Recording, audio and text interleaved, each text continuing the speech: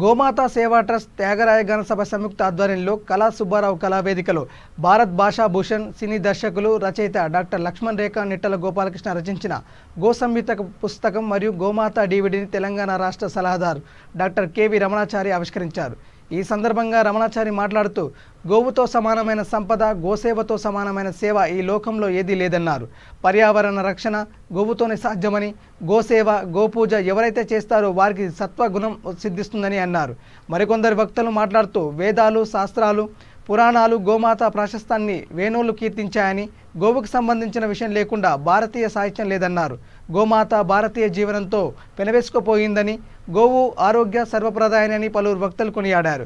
గ్రంథ రచయిత డాక్టర్ లక్ష్మణ్ రేఖ నిట్టల గోపాలకృష్ణ రచించిన గో సంహిత పుస్తకాన్ని సాధన నరసింహాచార్యులు పరిచయం చేయగా సినిశెట్టి రాజమౌళి గుప్తా గ్రంథాన్ని స్వీకరించారు.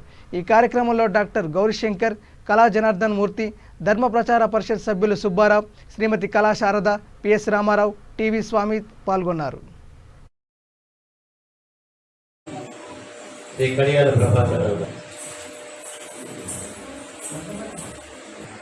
ఈ అవకాశం కూడా నేనే తీసుకున్నాను.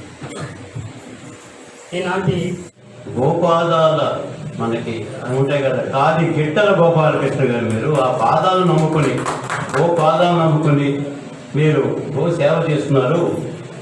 వారితో పాటు మాకు కూడా అవకాశం ఇచ్చారు. గోమాత సేవా ట్రస్ట్లో నాకు కూడా అవకాశం ఇచ్చి ఒక సభ్యుడిగా ఉండి ఈ కార్యక్రమాన్ని రూపకల్పన చేయడంలో ఒక అవకాశాన్ని కల్పించింది గోమాత.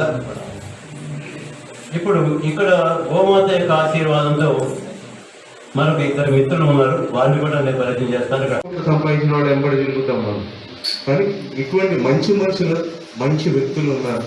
సుబ్బారావు గారు ఆంధ్రప్రదేశ్ రాష్ట్రంలో వాళ్ళు ఒకటే అడుగుతారు, మాకు రమణాచారి గారు లాంటి ఒక వ్యక్తి లేరని మాట.